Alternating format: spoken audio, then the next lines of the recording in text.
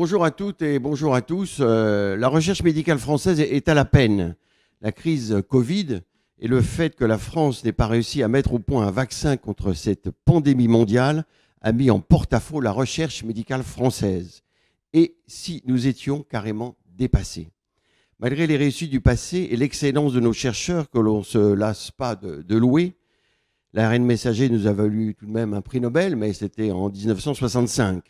L'opinion publique est sévère, accompagnée en cela par le rapport des académies de médecine et de pharmacie qui parle de recul spectaculaire du soutien à la recherche en biologie santé en France et appelle à simplification et coordination. Pourtant, la loi de programmation de la recherche 2021-2030, votée en décembre dernier, devrait permettre de redresser la barre si l'on en croit la ministre Frédérique Vidal. Mais cette perspective est vivement critiquée par nombre de chercheurs. Qu'en est-il dans le domaine de la médecine et de la santé? Quels sont précisément les constats? Quelles sont les solutions et les opportunités? Comment accroître l'attractivité pour les chercheurs? Comment davantage financer ou plutôt mieux financer? Comment favoriser l'agilité entre le public et le privé? Quel rôle pour l'Europe? C'est ce que nous verrons au cours de cette heure avec deux médecins chercheurs. Frédéric Penaud-Lorca, vice-président d'Unicancer, directrice générale du Centre de lutte contre le cancer Jean Perrin à Clermont-Ferrand et responsable d'une unité INSERM de recherche. Didier Samuel, président du Comité national de coordination de la recherche, le CNCR, la recherche hospitalière, doyen de la faculté de médecine Paris-Sud et responsable aussi d'une unité INSERM. Et troisième invité, Frédéric Collet, président du LEM, les entreprises du médicament. Merci à nos partenaires, BVA, Groupe Pasteur Mutualité, Medtronic et Point Vision. Pascal, première question sur le constat. Bonjour madame, bonjour messieurs. Oui, alors évidemment, comme dit Philippe, à la fois solution et opportunité, mais vous en conviendrez, il nous faut d'abord essayer d'établir un constat. Alors, nous voudrions avec vous voir effectivement quelles sont les répartitions entre ce qu'il convient d'appeler la recherche publique, mais également la recherche universitaire, notamment puisque le CNCR a cette responsabilité, et également avec l'industrie privée. Que pensez-vous de l'idée qu'il y aurait une difficulté de passer de la recherche fondamentale à la recherche clinique, finalement, en d'autres termes, que l'on a une innovation clinique bien difficile dans notre pays? Peut-être Frédéric Penaud-Lorca pour commencer. Merci tout d'abord de m'avoir invité à ce débat. Je pense aujourd'hui que la recherche translationnelle en France et la recherche en général sont bloquées par un certain nombre de points qui ont été mis à jour récemment et dans les débats sur la loi de programmation de la recherche. Au niveau des équipes de recherche, on va dire aujourd'hui que le dynamisme peut être ralenti par l'occupation quasi permanente des chercheurs à trouver des financements, à la grande difficulté que l'on a quand on dépose des projets ou quand on investit dans du matériel à trouver de l'argent pour en assurer simplement la maintenance. Donc on a un certain nombre de choses qui sont prévues dans cette loi de programmation de la santé, comme par exemple d'avoir un peu plus de part dans les programmes de recherche, enfin dans les appels d'offres et dans ce qu'on peut recevoir comme dotation, d'avoir plus de choses sur ce qu'on appelle les préciputes, c'est-à-dire tout ce qui va être les frais annexes. Mais c'est vrai aujourd'hui que notre difficulté va être l'accès à des moyens, la collaboration avec les industriels, parce que je pense que les partenariats publics-privés sont très importants dans la recherche, mais aujourd'hui les industriels ont leur propre centre de recherche et vont plutôt investir sur des produits plus finis que sur le début de la recherche translationnelle. Donc ça, c'est un frein à mon avis. Quand vous parlez de la loi de programmation, pour que nos téléspectateurs nous suivent parfaitement, la loi de programmation de la recherche, c'est la loi tout à fait récente, celle de l'année dernière, oui, déposée par le gouvernement, Madame Frédérique Vidal, etc. Et donc, c'était déjà une étape qui vous a donné l'impression que l'on allait dans le bon sens ou pas? En vous écoutant, on se dit qu'on a fait un bout de chemin, mais pas la totalité de ce que les chercheurs attendaient. Bah, Je me trompe? oui, cette loi, elle prévoit 25 milliards de financements supplémentaires pour la recherche sur 10 ans. On va pas cracher dans la soupe, hein, c'est déjà quelque chose, mais c'est une loi qui est sur 10 ans et la majorité des financements sont prévus sur la fin de la programmation, c'est-à-dire qu'elles n'engagent pas le gouvernement actuel, elles engagent les futurs gouvernements et on ne sait pas quelle va être leur position là-dessus. Et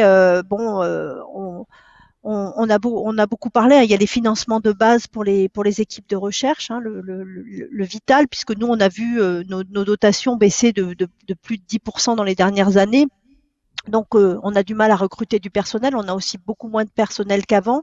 Ce sont des luttes permanentes avec les universités pour répartir des postes de techniciens, des postes tertiaires. Et puis après, il y a l'attractivité des salaires dans la recherche publique. On va y revenir, Bon, madame, sur la loi, ce que ça propose, mais si on veut rester sur le constat, la difficulté qu'on a d'appréciation, c'est est-ce que vraiment la France a décroché? Est-ce qu'il y a des domaines où elle est encore quand même tout à fait compétitive? Bon, l'histoire du vaccin, évidemment, a jeté un froid dans l'opinion publique. Est-ce qu'on est si mauvais que ça?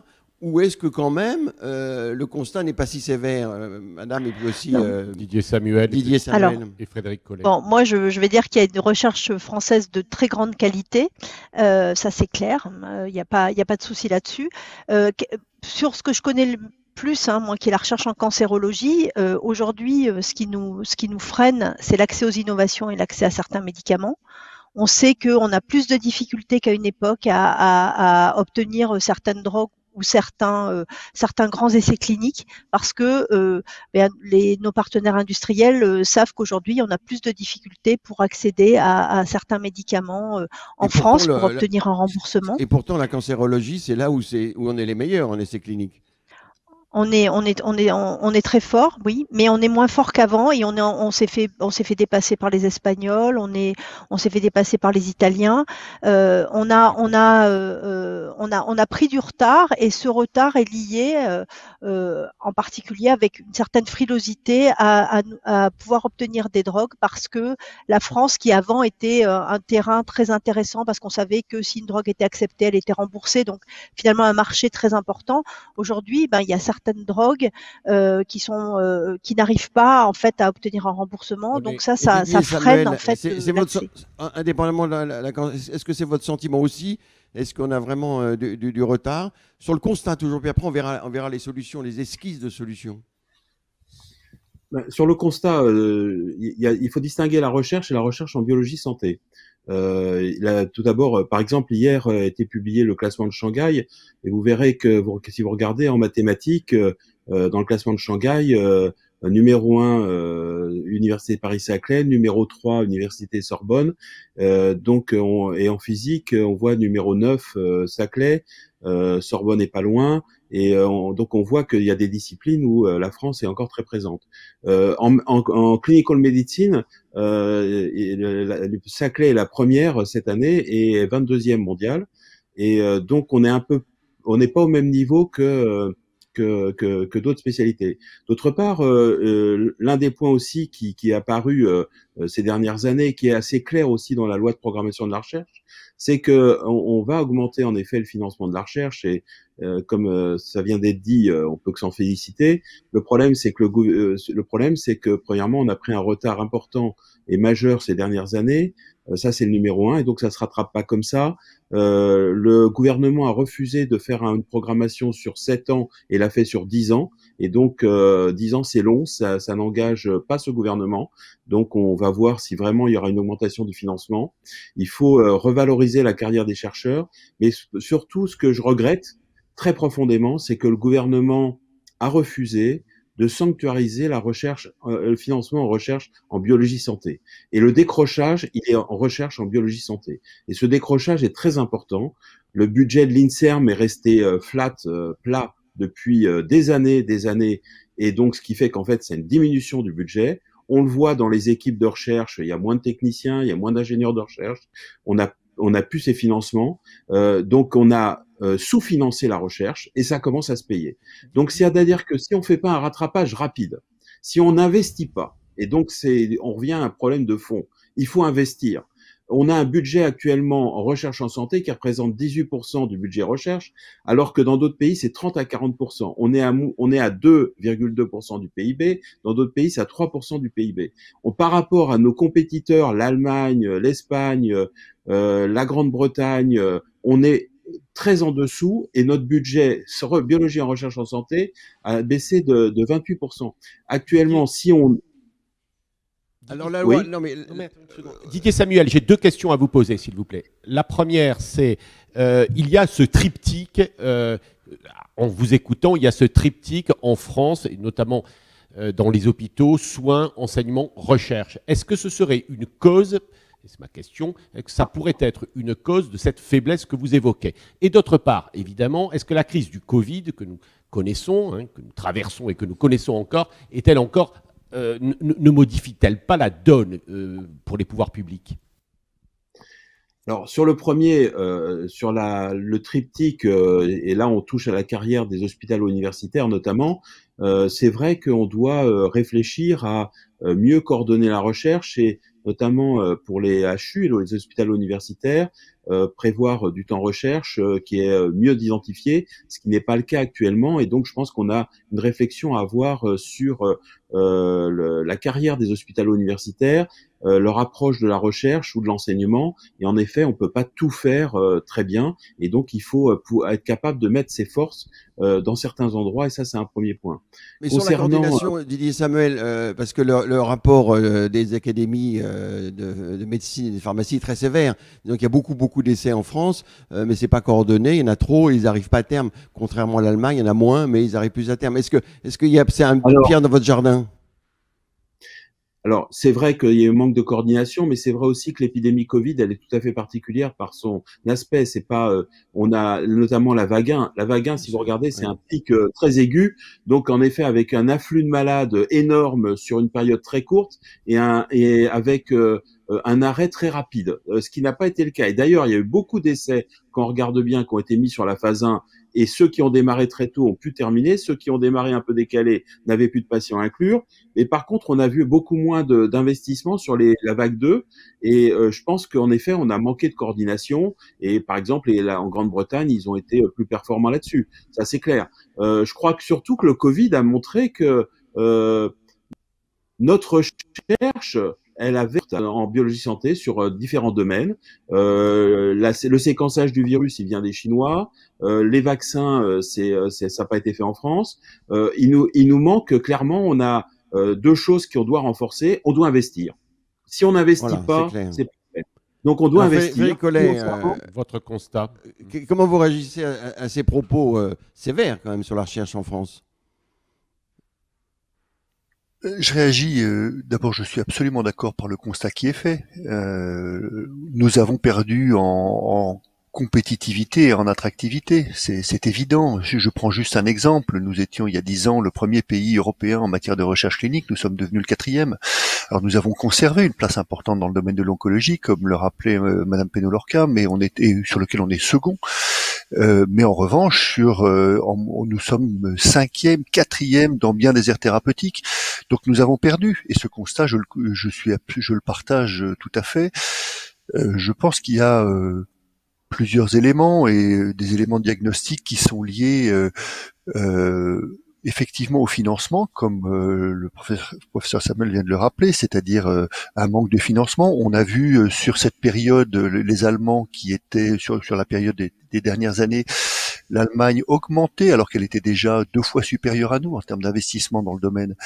Ses budgets de l'ordre de 30%, quand nous avons effectivement de l'ordre de 10%, pardon, quand nous avons reculé de 30%. Donc oui, certainement un enjeu en matière budgétaire. Un deuxième enjeu pour moi qui est lié à la façon dont ces budgets sont aujourd'hui fléchés, c'est-à-dire que j'ai un sentiment de déperdition et un sentiment d'une certaine façon d'inefficience dans la mesure où ce qui fait probablement une des forces de la recherche publique en France, on la reconnaît, c'est sa capacité d'innovation et sa capacité d'aller au-delà d'un certain nombre d'attendus.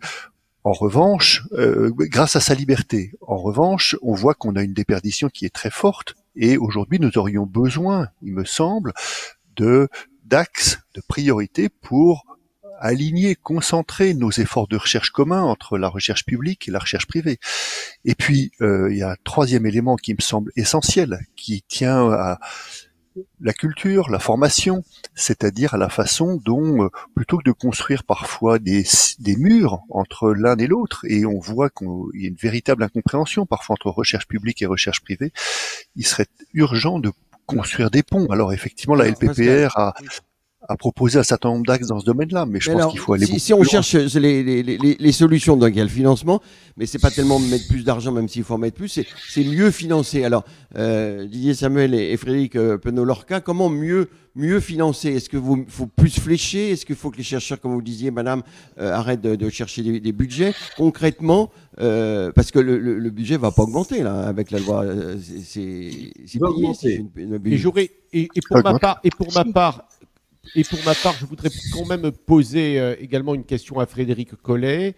Est-ce que quand vous parlez de recherche privée, est-ce que vous parlez de recherche internationale ou de recherche française? La question est de savoir, est-ce que les entreprises françaises ou les centres de recherche privés français cherchent et trouvent? Ce sera une question également pour vous, après que vous ayez répondu peut-être aux questions de Philippe. La première question, comment mieux dépenser? Et après, l'international, alors. Comment mieux dépenser? Alors d'abord, je voudrais juste dire que le CNCR vient de publier sur son site un rapport sur la cancérologie en France. Vous verrez que, comme cela a été dit précédemment, la recherche en cancérologie est plutôt bien située parmi les disciplines. Et donc, je vous encourage à regarder ce rapport sur le site du CNCR. Concernant l'utilisation du financement, il faudrait simplifier d'abord. D'abord, il faut du financement.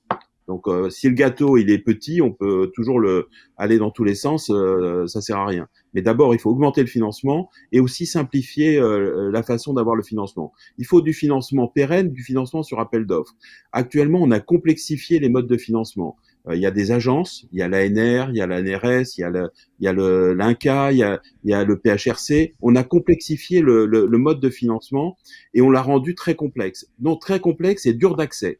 Le PIA 4 qui vient d'être publié, c'est-à-dire le programme d'investissement d'avenir numéro 4, si vous le lisez, il faut avoir fait Polytechnique 2 fois pour comprendre comment ça va fonctionner et comment vous allez pouvoir répondre aux différents appels d'offres. C'est le cas de Philippe Leduc, Polytechnique. Oui, non, mais justement, BPI France sur les biotech a fait un rapport et il préconise la création d'une agence innovation santé, inspirée un peu de la Barda. Alors, est-ce que c'est ça que vous voulez? Puis après, on écoutera Madame Frédéric Penaud-Lorca, mais est-ce que il faut tout rassembler dans une agence innovation santé? Alors, si vous voulez, il y a deux choses. Le BARDA américain, ça a été un succès en termes de réactivité, indiscutablement. Et nous, on a une réactivité qui a été plus faible et moins financée. Avoir une agence de l'innovation, c'est une bonne idée, mais il y a deux choses qu'il faut considérer. Premièrement, il ne faut pas augmenter le millefeuille. Donc, il faut qu'il y ait une réflexion sur l'articulation entre cette nouvelle agence, si elle est créée, et les autres agences, voire quitte à en supprimer certaines, parce qu'il faut quand même qu'il y ait une articulation cohérente. Il faut aussi ne pas perdre de vue qu'il faut aussi une articulation avec l'Europe. Parce qu'en effet, même si la recherche française aussi, elle peut être forte, mais elle peut pas faire tout toute seule. On n'est pas les États-Unis et on a besoin d'une recherche aussi européenne. Et donc, il faut une articulation avec l'Europe. Et donc, je pense que cette agence de l'innovation, c'est une bonne idée. Il faut réfléchir à deux éléments. Premièrement, le fond, c'est-à-dire en temps, je dirais, de paix, et la crise en temps de guerre ou de pandémie.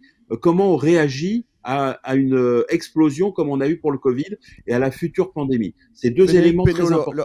Oui, Frédéric Penaud-Lorca, est-ce qu'une agence innovation santé, ça vous paraît une bonne solution? On posera aussi après la question à Frédéric Collet. Mais est-ce que c'est dans les tuyaux, je dirais un peu? Est-ce que vous pensez que c'est possible? Parce que bon... Ça fait partie des scénarios qui sont proposés, en particulier par les rapports des académies, une agence qui chapeauterait en fait les organismes de recherche et les agences.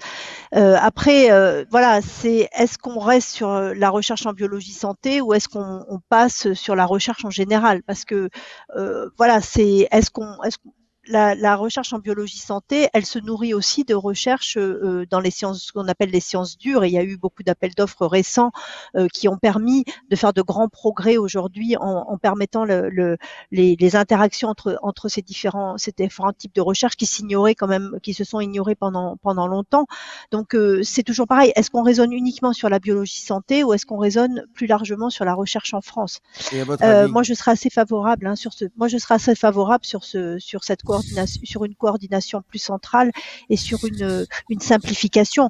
Je rejoins tout à fait Didier Samuel aussi sur le besoin de financement pérenne plus important, les dotations pour les jeunes chercheurs aussi qui commencent leur travail et qui donc ne sont pas connus, donc ils vont lancer des projets, mais ils n'ont pas d'antériorité. Il y a une difficulté.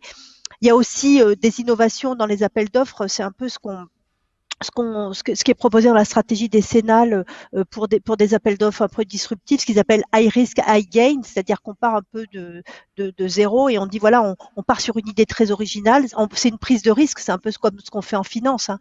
On va financer quelque chose sans vraiment avoir de retour là-dessus et puis on part. Donc voilà, mais sur la coordination, je suis assez.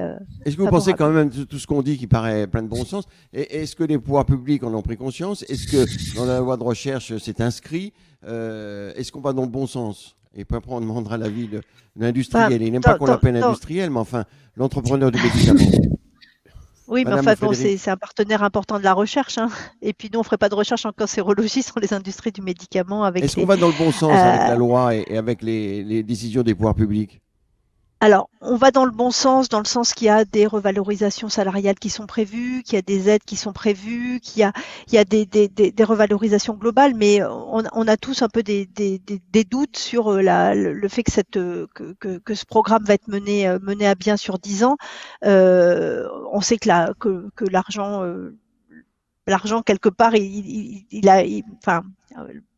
le quoi qu'il en coûte à un moment, bon, c'est compliqué, donc il faut aussi être raisonnable. On en a un tout petit peu parlé tout à l'heure. Je pense que la recherche académique, il faut quand même avoir un minimum de décence. Quand on imagine aujourd'hui qu'un jeune chercheur commence à 1,4 du SMIC, avec un doctorat, enfin, je veux dire, et après être allé faire des séjours à l'étranger, des conditions à un moment, il faut quand même remettre un peu les choses dans une perspective de société. On n'a plus d'attractivité. Et alors, moi qui suis hospitalo-universitaire aussi, qui dirige un hôpital à la recherche de jeunes pousses pour partir dans les carrières universitaires, aujourd'hui, c'est très compliqué, on nourrit au nez. Donc il y a aussi ce problème, c'est l'attractivité de la carrière dans la recherche qui est compliquée. Merci. On va poser toutes ces questions également à Frédéric Collet, à la fois donc sur l'état de la recherche privée, est-ce qu'elle est française, internationale. Vous dirigez également, on ne l'a pas dit, un laboratoire en France, un laboratoire international, européen, Novartis, je crois suisse d'origine. Comment se fait la recherche dans le privé? Et est-ce que quand vous travaillez pour, vous savez, on reparle de relocalisation beaucoup, c'est le terme un peu consacré maintenant. Est-ce que vous travaillez également pour la France ou tout simplement pour des intérêts internationaux? C'est la question que les gens se posent. Alors, il y a deux questions peut-être auxquelles je peux répondre. La première, c'est effectivement cette recherche. Puis après ça, je voudrais juste dire un mot sur cette agence de l'innovation. Concernant la recherche, nos recherches, elles ne sont pas par pays. Tous les acteurs de santé à ce niveau-là jouent dans une compétition qui est mondiale. Donc, effectivement, la façon dont on l'aborde, elle est internationale. Et aujourd'hui, la France est reconnue par un groupe comme le nôtre, est reconnue pour la qualité de sa recherche scientifique, la qualité de son terreau intellectuel, j'ai envie de dire, sa capacité à mener des recherches de qualité, il faut le souligner, c'est-à-dire la qualité à mener à bien des travaux de grande qualité scientifique. En revanche, la France est observée pour la grande complexité de son écosystème, extrême complexité, des délais qui sont très pénalisants, et puis également une certaine forme d'incohérence entre les différents éléments. Je m'explique. Le métier des entreprises de santé, des entreprises pharmaceutiques, il est assez simple. On fait de la recherche, on fait du développement clinique, on fait du manufacturing, et après ça, on fait de l'accès.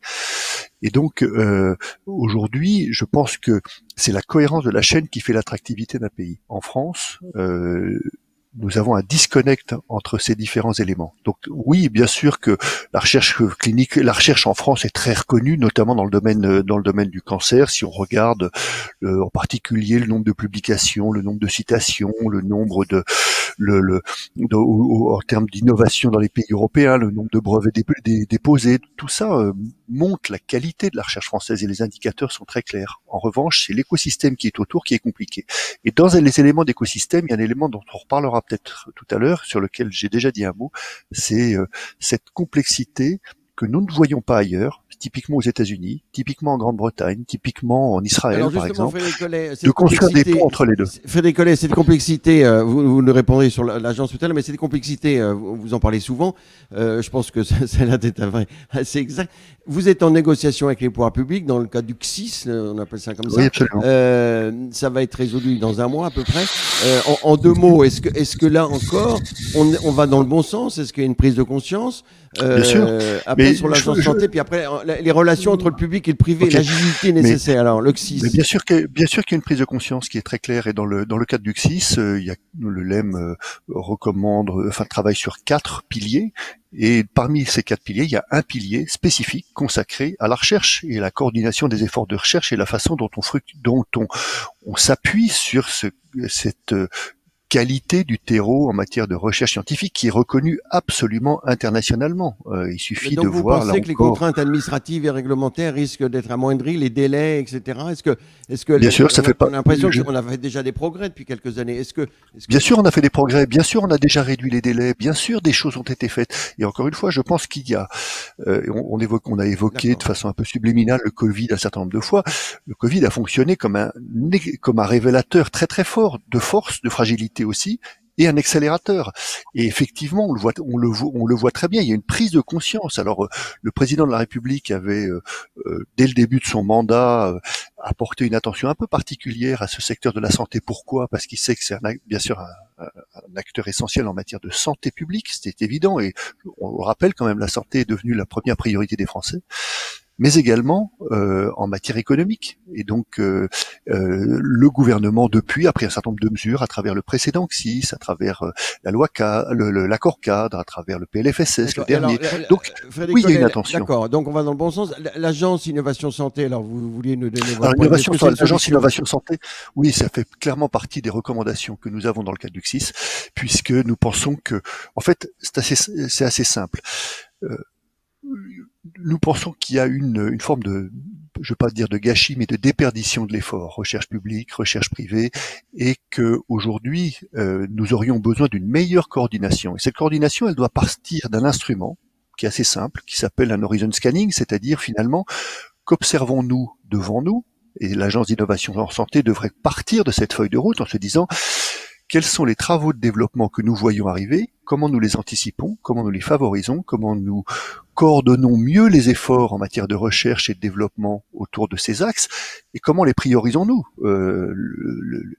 L'État peut faire des choix en se disant nous souhaitons typiquement renforcer encore notre attention dans le domaine du cancer ou de telle aire thérapeutique, ou au contraire dans le domaine par exemple de l'antibiorésistance ou de l'immunologie. Frédéric Collet, on va essayer d'être pédagogique pour celles et ceux qui nous écoutent, qui nous regardent et qui sont peut-être moins spécialistes évidemment que vous sur ces sujets, moins habitués en tout cas. On a quand même l'impression aujourd'hui que la recherche privée, que vous représentez ici ce matin avec nous, se fait moins qu'elle ne se faisait dans les grandes entreprises, mais plutôt dans des start-up, dans des biotech, etc. Est-ce que c'est vrai ou c'est tout simplement... Oui, c'est vrai. C'est vrai. Si vous regardez, je voyais un chiffre l'autre jour, alors il faudrait que je le retrouve exactement, mais qui montrait la part de tête, disons les 2/3 des innovations qui ont été approuvées par les autorités de santé, prenons la FDA ou l'IMIA, en 2010, les 3/4 étaient faits par des big pharma. Aujourd'hui, d'abord, il y a une augmentation très significative du nombre d'approbations, ce qui est un signe de l'accroissement et de l'accélération de l'innovation, mais une grande part d'entre elles vient de ce qu'on appelle les biotech, des entreprises de taille moyenne. Et on le voit très bien d'ailleurs dans le cadre de la crise, on a vu se développer des des partenariats qui étaient tout à fait inédits, bien sûr entre ce qu'on appelle les Big Pharma, mais également entre Big Pharma et biotech, et également entre Big Pharma et académiques. Donc il y a un signal là aussi qui est important, parce qu'on voit à quel point cette fertilisation est essentielle. Et alors, je me posais la question également, Philippe a dit tout à l'heure que la cancérologie, à juste titre, est peut-être dynamique, en tout cas on le voit comme ça en France, mais quand on lit les rapports de l'Institut national du cancer, on voit finalement qu'il n'y a plus de plan cancer, qu'il y a une sorte de stratégie décennale, mais en fait qui s'intéresse assez peu à la recherche. Est-ce que c'est une lecture trop rapide? C'est peut-être une question à la fois pour vous, enfin pour vous trois, et peut-être pour Madame Penaud-Lorca. Je pense que c'est vrai qu'on a été déçus de ne pas voir arriver un nouveau plan cancer, parce que quand on dit plan cancer, on dit quand même des financements aussi. Même si déjà le précédent plan cancer n'avait pas d'énormes financements, c'est aussi associé à des financements. La stratégie décennale quand même a un certain nombre de projets de recherche qui sont attachés, puisque il y a la recherche sur les cancers très graves, c'est les cancers pour lesquels on est en rupture thérapeutique, les cancers du pancréas, les tumeurs cérébrales. Donc il y a quand même des projets cancer avec justement ces appels d'offres high risk, high gain qui sont quand même assez spécifiques. Après, il y a beaucoup de place pour la recherche en sciences humaines et sociales. Et ça aussi, je pense qu'en cancérologie, aujourd'hui, dans certains cancers, on est arrivé à un niveau de guérison très élevé. Il faut qu'on pense aux patients guéris ou aux survivants ou aux patients qui vivent très longtemps avec des maladies.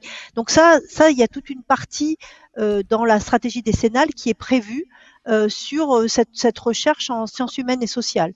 Et il y a aussi toute la recherche en prévention du cancer, les dépistages, les formes de dépistage personnalisés, les dépistages moins invasifs. Donc non, je crois que si on regarde la stratégie décennale, il y a une place importante pour la recherche. Vous êtes plus positif mais elle n'est pas forcément financée. Que Pascal. Oui, Monsieur Collet, Madame Penaud-Lorca, pour nos auditeurs et téléspectateurs, il y a quand même des cancers durs, des cancers qui ne connaissent pas de succès. Il ne faut pas non plus toujours dire que tout est merveilleux. Enfin, moi, je trouve que quand même. Tout à fait, ce que je viens de dire, oui. Qu'est-ce que vous nous dites c'est ce que je viens de dire. C'est pour ça que c'est dans la stratégie décennale. C'est vrai que si on regarde le cancer du sein, on a quand même aujourd'hui des très grands succès dans beaucoup de maladies hématologiques également, mais il y a des cancers, les tumeurs cérébrales primitives, en 20 ans, très grossièrement, on a gagné 2 semaines de survie. Donc on a énormément de choses à faire. Et c'est dans la stratégie décennale, ça. Didier Samel, vous vouliez rajouter quelque chose? Et je crois Frédéric Collet. Non, je pense que dans le traitement du cancer, il y a une prise en compte. Premièrement, il y a des cancers en effet sur lesquels on a besoin de faire des progrès parce qu'ils restent d'un pronostic très mauvais. Vous avez cité le cancer du pancréas, mais il était important aussi de prendre en compte, je dirais, l'aspect qualité de vie, l'aspect effet secondaire des traitements. Qui n'est pas anodin, c'est-à-dire beaucoup de patients en effet guérissent, mais au prix de complications des traitements, soit par radiothérapie, soit de chimiothérapie, soit maintenant on s'aperçoit aussi de la toxicité des immunothérapies. Donc il faut aussi que ceci soit pris en compte. Les patients, ils vont vivre pendant des dizaines d'années. Il faut aussi diminuer les séquelles de leur vie. Il faut aussi améliorer aussi tout ce qui est avant et la prévention du cancer. Donc c'était important aussi qu'il y ait cette approche pas spécifique, je dirais traitement du cancer brut, mais aussi avant, prévention, après, qui est la qualité de vie, réduire les effets secondaires, améliorer la durée de vie et la qualité de la vie à distance du traitement d'un cancer. C'est aussi une recherche. Oui, absolument, très importante. Avant de passer la parole à Odile Peixoto qui va nous donner les résultats d'un sondage sur l'opinion français sur la recherche, le Covid a quand même révélé une chose, c'est que en fin de compte, le succès des vaccins, c'est une alliance. C'est une agilité entre le public, le privé, les startups et les big pharma, BioNTech, Cambridge en Angleterre, etc. Bon, la France, avec l'Institut Pasteur, on aura peut-être un vaccin à la fin de l'année. Est-ce qu'aujourd'hui, pour stimuler cette agilité entre les différents partenaires, qu'est-ce qu'il faudrait améliorer? Est-ce qu'aujourd'hui c'est satisfaisant? Apparemment pas si on voit les résultats.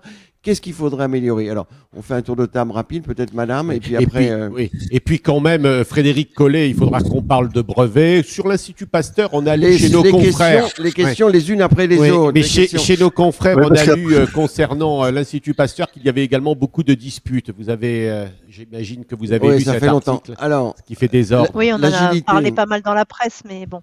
Moi, je veux bien dire un mot. ouais, allez-y, Oui, allez-y. Didier Samuel, alors. Et Frédéric Collet. Non, je pense qu'il y a deux choses. D'une part, il faut qu'on lève une ambiguïté sur le rapport public-privé. Et ça, Oui. et je pense que là, il y a un problème de fond en France. D'un côté, on a des appels d'offres qui encouragent la coordination publique-privée, type RHU ou IHU, et de l'autre côté, on a les pharma, c'est le diable absolu, et il faut pas leur parler, etc. Or, on est en France, l'une des problématiques est en effet la capacité d'aller du laboratoire aux médicaments. Et ça, on sait très mal faire. Moi, dans ma spécialité, qui est les pathologies, je donne toujours ça comme exemple. La recherche sur l'hépatite C, elle a été académique, mondiale. La France était très bien placée. 100% des médicaments antiviraux sont américains. Et ça, c'est ce qu'on voit partout. Et actuellement, comment c'est faire?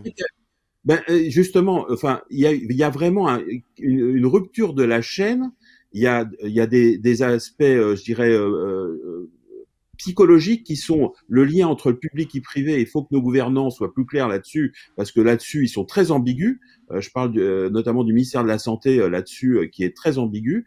Et deuxièmement, et je pense qu'aussi qu'il y a une question de financement aussi du translationnel, de financement à risque, de capacité à encourager les développements des produits, quelque chose où on est très faible par rapport aux États-Unis, par exemple. Et là, je pense que je suis pas le spécialiste, mais pour moi, c'est absolument évident ce problème. Alors, Frédéric Penaud-Lorca et puis Frédéric Collet sur l'agilité, les relations. Est-ce que le ministère de la Santé est vraiment ambigu? Alors, le ministère de la Santé n'est pas forcément ambigu, je pense, mais c'est vrai qu'il y a toujours une diabolisation qui est pénible, mais il n'y aurait pas d'essais cliniques sans la présence de l'industrie. Enfin, il faut être clair, il y a très peu d'essais cliniques avec des drogues qui sont issues directement de la recherche académique du début à la fin. Enfin, nous, on a fait des first in men sur des produits, des radiopharmaceutiques, c'est 20 ans de recherche, mais c'est très, très spécifique. Donc, je pense que il faut continuer à pouvoir développer ça, mais il y a déjà ce partenariat public-privé. Enfin, dans toute la recherche clinique, c'est la démonstration du partenariat public-privé. Mais il faut arrêter de le diaboliser, ça on est bien d'accord. Oui. Alors, Frédéric Collet, vous êtes le diable?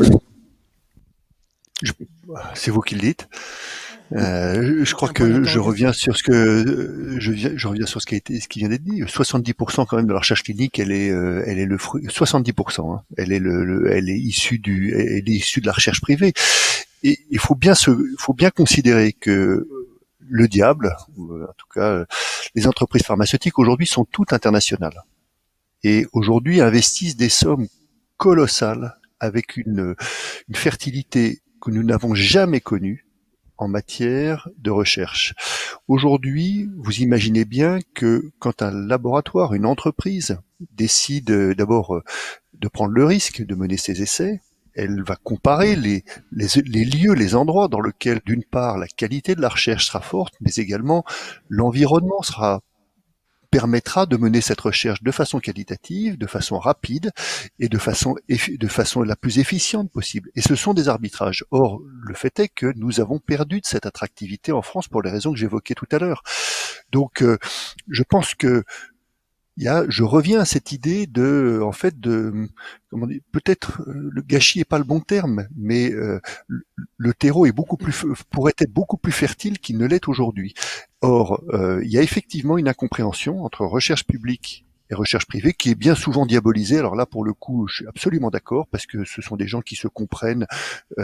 Mais pour moi, il y a deux éléments qui devraient être absolument travailler. Le premier, c'est la façon dont effectivement on coordonne mieux nos ressources, et l'exemple du plan cancer dont nous avons parlé est excellent. Le plan cancer montre la force et le bénéfice de partager un objectif, de partager des ressources, de mieux les coordonner, et on sait à quel point dans le domaine du cancer c'est certainement perfectible, mais le plan cancer français a fait école dans le monde entier.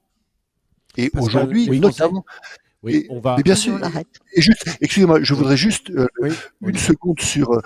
Et le deuxième élément, c'est cette question de culture. Il est absolument essentiel que l'on favorise ces ponts au stade de la formation, au stade du développement de la carrière, au stade mature, mais qu'on permette une meilleure compréhension de ces équipes qui Mais travaillent avec qualité, concrètement, comment mais de faire part et d'autre.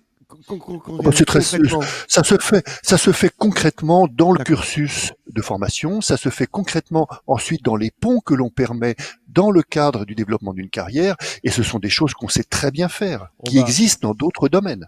Messieurs, on va écouter le résultat d'un sondage de notre partenaire BVA Santé en partenariat, et nous les remercions, la Fondation de l'Avenir. Et puis, Monsieur Collet, on parlera avec nos autres invités également de propriété intellectuelle et de brevets après le sondage, évidemment. Bonjour à tous, je suis ravie de venir vous présenter le baromètre recherche médicale de la Fondation de l'Avenir. Premier thème, les priorités sur lesquelles la recherche médicale doit travailler. Que ce soit avant ou après la crise sanitaire, les cancers demeurent le secteur de prédilection de la recherche scientifique. Il arrive largement en première position, juste derrière les maladies neurologiques, Alzheimer, Parkinson, sclérose en plaques.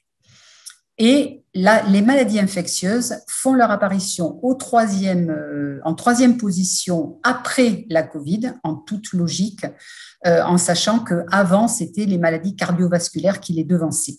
En termes d'opinion, premier renseignement, il y a vraiment un plébiscite total sur le fait que la recherche médicale reste un bien commun.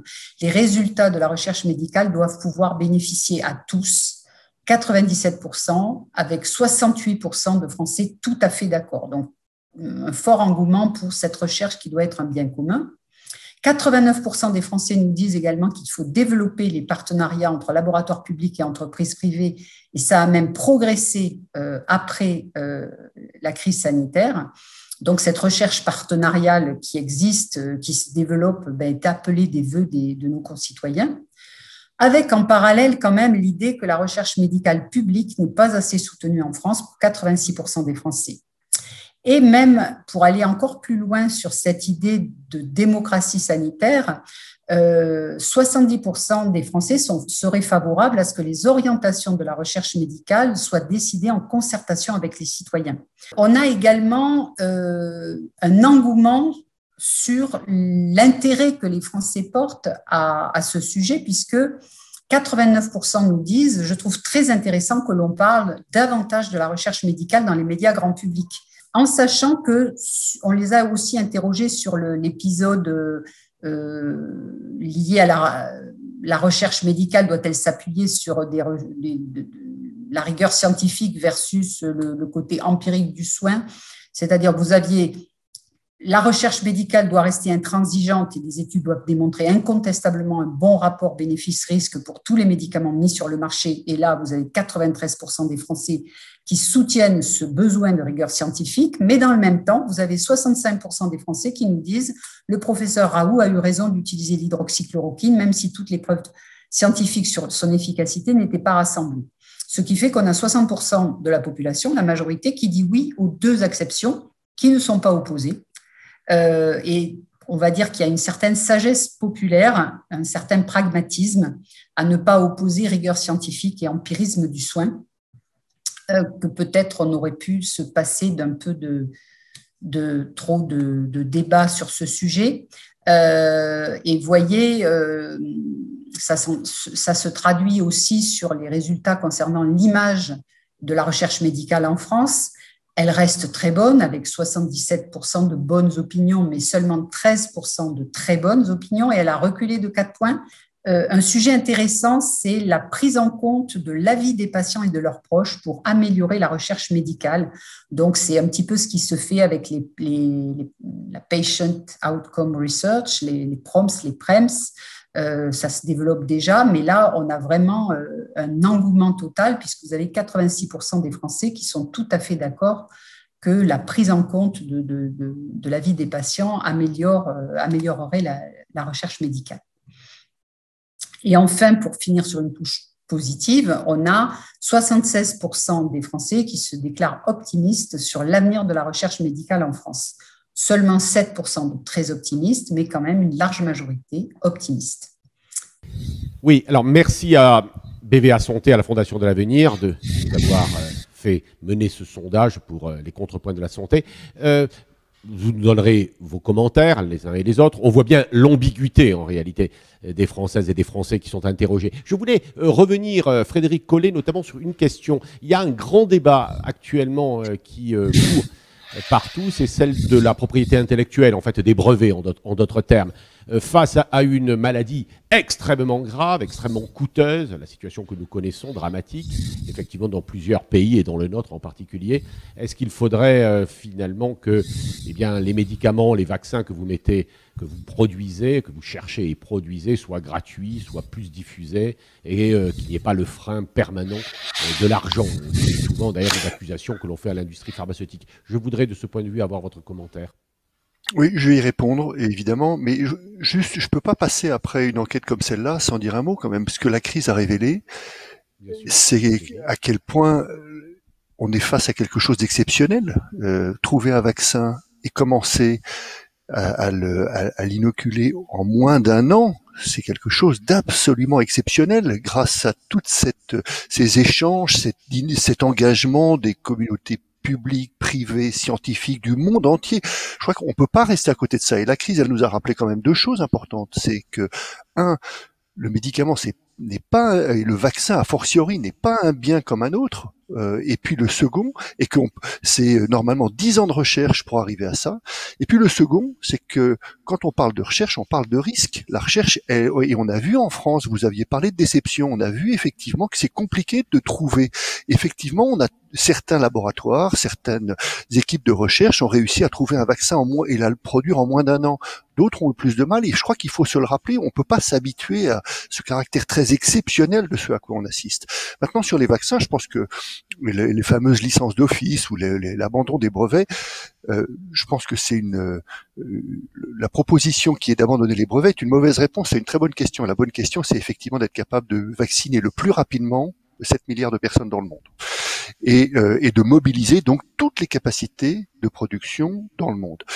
Aujourd'hui, et ça c'est l'enjeu numéro un. Le deuxième enjeu, c'est de le faire, et on le sait bien en France, de le faire dans des conditions qui assurent absolument la qualité et donc la confiance dans le vaccin. Et ça, c'est un enjeu qui est essentiel. Le vaccin, je le rappelle, c'est ce que je viens de dire, n'est pas un produit comme un autre. Fabriquer une usine de vaccins, c'est entre 7 et 10 ans. Fabriquer, avoir cette expertise, c'est 70% des vaccins sont fabriqués en Europe. Et on a parlé de la qualité scientifique, industrielle de l'Europe tout à l'heure. Donc c'est pas tout à fait par hasard. La vraie solution, elle est de se dire, d'abord, comment est-ce qu'on fait en sorte que les pays qui ont du stock de vaccins le rendent disponible? C'est la fameuse question d'embargo. Et le deuxième, comment est-ce qu'on favorise des États-Unis. Et la seconde, c'est comment est-ce qu'on favorise les collaborations entre les acteurs. Aujourd'hui, il y a près de 300 collaborations diverses entre des acteurs qui sont habituellement des concurrents pour fabriquer ce vaccin, pour mettre à leur disposition leur site de production. Moi, je pense que c'est ça qu'il faut promouvoir absolument aujourd'hui, plus toutes les opérations qui sont menées par les fondations diverses et les actions diverses. Monsieur Collet, vous conviendrez, oui bien sûr on vous suit, mais Monsieur Collet, et puis je voudrais avoir l'avis de nos autres invités, vous reconnaîtrez que la question mal posée n'était pas nécessairement de moi, mais celle du président Biden. Oui, le président Biden a peut-être aussi, et on n'est pas là pour discuter de ça, mais peut-être aussi des préoccupations politiques quand aujourd'hui il y avait un embargo sur les vaccins qui étaient fabriqués aux États-Unis et il a peut-être cherché à y trouver une solution autrement. Et on comprend encore une fois. Un commentaire sur les brevets, la propriété intellectuelle de nos autres invités. Deux choses. Un petit commentaire sur le sondage. La recherche, je trouve que le soutien à la recherche est important. On a parlé de rigueur scientifique, je crois que c'est important de le rappeler. Je pense qu'il faut rappeler quand même que le Covid, et ça, sans la recherche virologique sur le Covid, on n'aurait pas trouvé les vaccins. C'est-à-dire, si on n'a pas séquencé le virus, si on n'a pas compris comment le virus rentre dans la cellule, si on n'a pas compris l'importance de la protéine spike, on peut pas fabriquer un vaccin, on peut pas trouver un traitement. Donc la recherche, elle est fondamentale. Je pense qu'elle a montré aussi l'éruption de la médiatisation trop importante dans le monde scientifique qui a rendu fous certains très bons scientifiques et qui... Donnez-nous des noms, monsieur Samuel, des noms. Je pense que le professeur Raoult est un scientifique de très haut niveau international. Hein. Il l'a montré, il a découvert des virus, il est extrêmement fort. Je pense que sur la publicité autour de l'hydroxychloroquine a été non scientifique. Donc, je pense que la surmédiatisation a été un peu délétère dans cette affaire, et ça n'enlève pas ses valeurs intrinsèques. Alors finalement sur les brevets, c'est pas ma spécialité, mais il y a deux choses. Il y a je dirais l'accessibilité des médicaments et des vaccins. On l'a connu par exemple pour le VIH ou le traitement de l'hépatite C.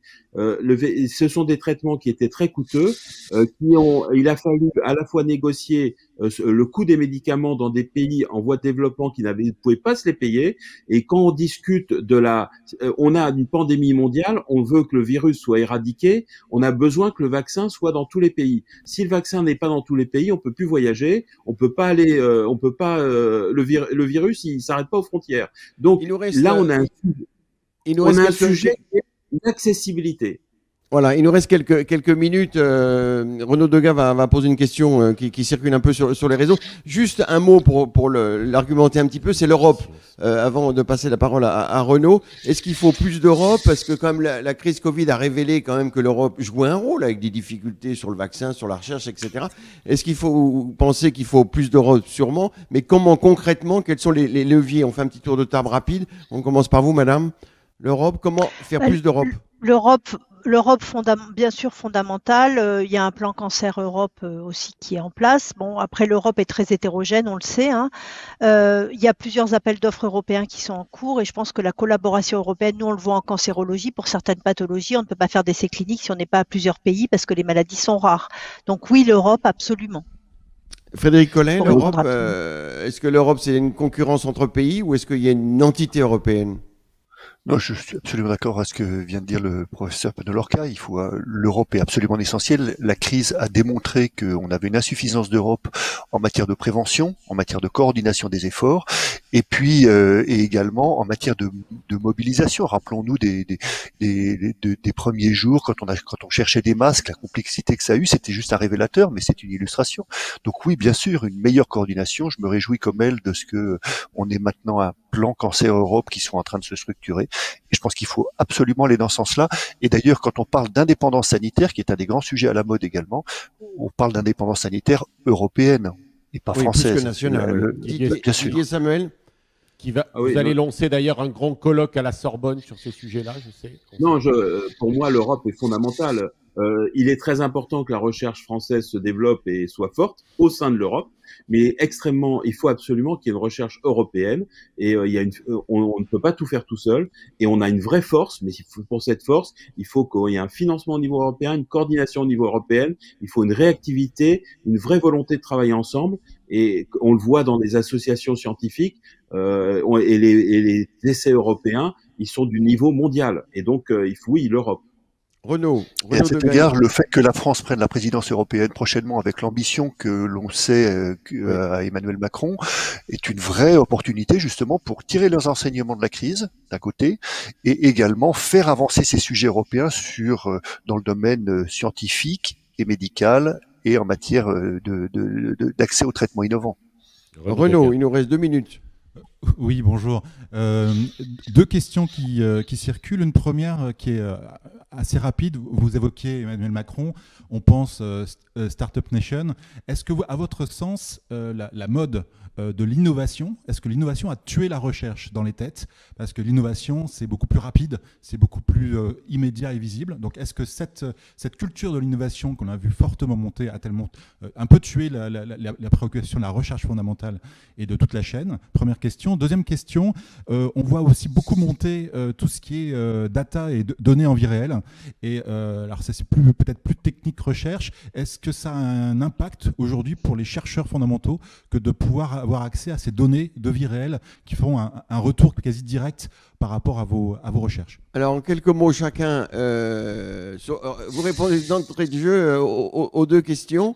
Didier Samuel, donc l'innovation tue la recherche, c'est un paradoxe, mais est-ce que c'est pas vrai?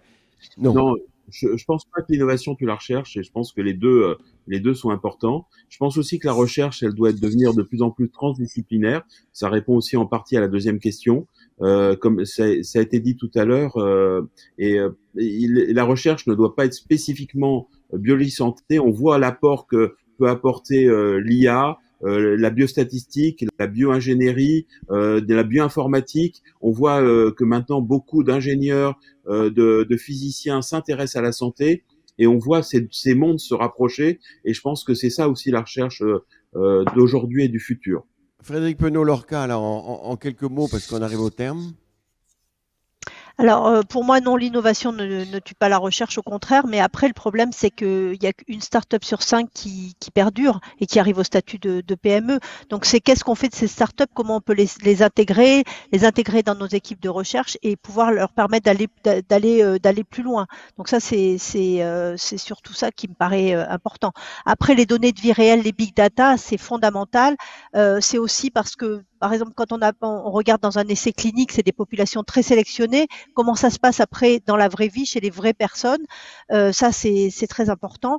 Et au niveau français et européen, on a le Health Data Hub et puis au niveau européen, on a beaucoup de collections de différentes bases de données. Ce qui nous manque en France, c'est les données ethniques, parce que les données ethniques, elles sont importantes, elles ont d'une part de la génétique pure des populations et d'autre part les mesures médicaux, enfin l'environnement socio-économique des personnes, et ça a un impact majeur sur la santé. Et ça nous manque dans notre pays pour mieux faire notre stratégie de recherche et de traitement et de prévention.